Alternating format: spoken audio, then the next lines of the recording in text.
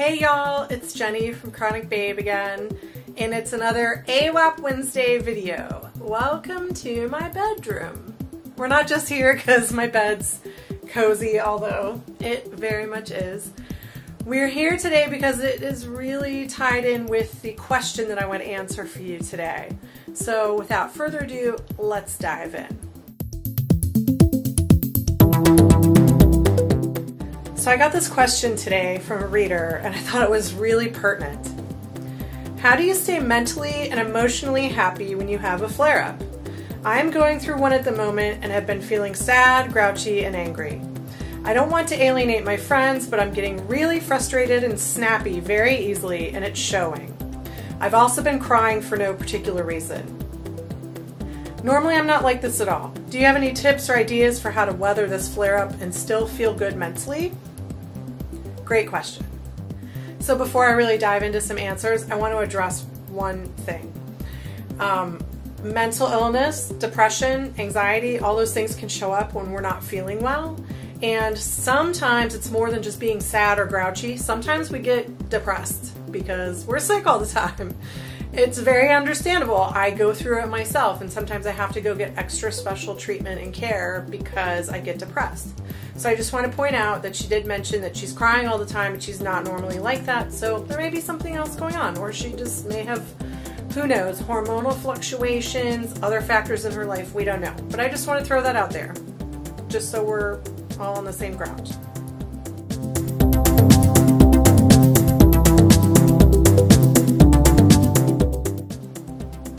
So one of the first things I do when I'm having a big flare-up is I make my bed.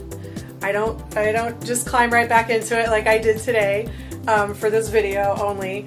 I make it because it's a good reminder to me that we don't have to just climb right back into bed the first moment that things get hard.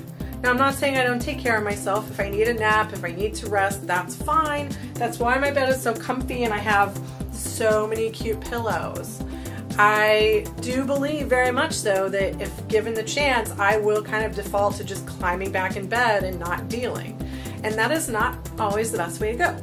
So I've built some little tricks like that into my life to help keep me feeling challenged. So even when I'm going through a really tough flare-up, I don't immediately just climb back into my little hermit hole.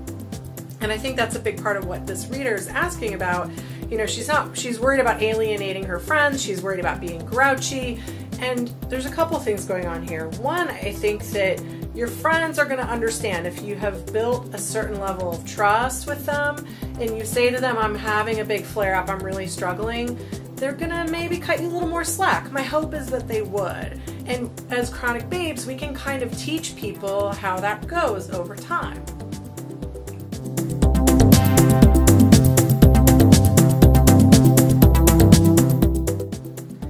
So how do we teach people how to deal with us when we're having a flare-up?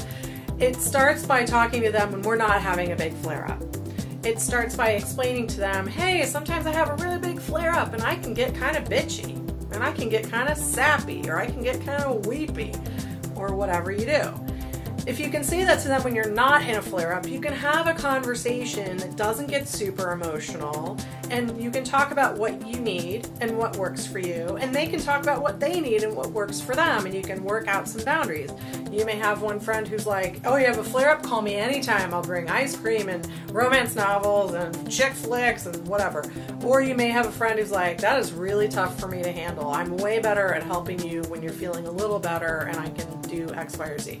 So having those conversations about big time flare-up stuff, those conversations are great to have when you're not flaring up because you're also, like, if they have some constructive criticism, you're probably not going to hear it very clearly if you already feel like crap. I mean, let's be real.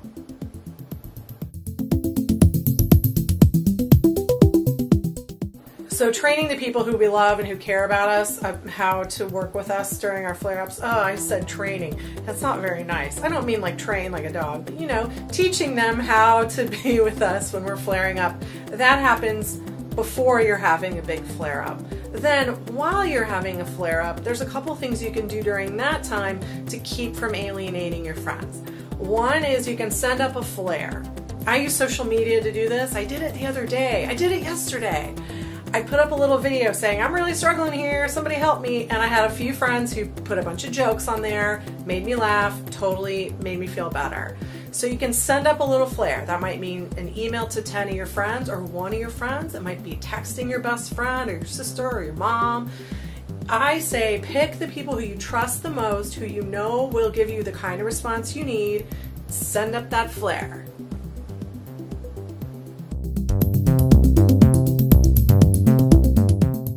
The second thing I do when I'm having a really big flare-up is I don't feed the flare-up. So I don't lie on the couch all day and feel miserable for myself. I might lie on the couch, but I try to distract myself with a book or a movie or some music, something that gets me out of my own head. I also try to eat pretty healthy. It's tempting when I'm having a flare-up to eat like crap. Yeah, I want Cheetos and a gallon of ice cream and a beer. And that's not what I have. I try to have a salad and a lot of water and maybe a glass of wine depending on what my meds are.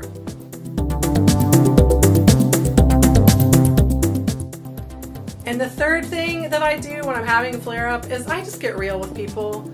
If I'm really struggling and I'm talking with a friend, I will just say, look, I hope I'm not being too bitchy today. I'm really having a flare-up and it sucks. I want to apologize in advance if I'm not being the best friend right now.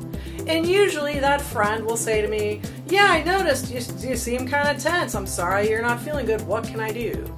And it can be as simple as that. And that's the cool thing is like we have a choice. We can choose to not make it a super dramatic thing. We can just be straight up with people. And a lot of times they're going to give us back what we need. It's kind of cool how it works like that. And it takes practice, but the more you do it, the easier it gets. Trust me, after 15 years, I know it gets easier. Okay, so I hope this has been helpful. I offered a couple tips for the pre-flare-up and the during flare-up. Oh, the after flare-up. If you've been super bitchy to someone during your flare-up and you know it, just go apologize. Send them a little note. Hey, I'm sorry. Wasn't feeling good. Hope I didn't hurt your feelings, or whatever. Just do it. Own up to it. You will feel so much better. They'll feel so much better. You'll build more trust in your relationship. It's a good thing. Okay, so with that said, I'm going to leave you for the day.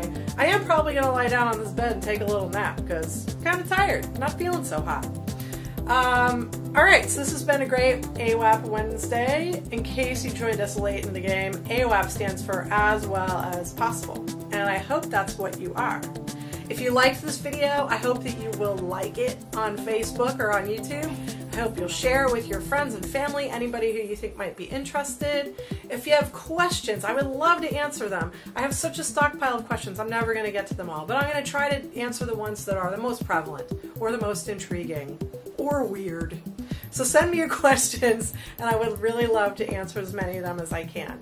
Alright, until next week, I hope you are AWAP. Smooches! Beep!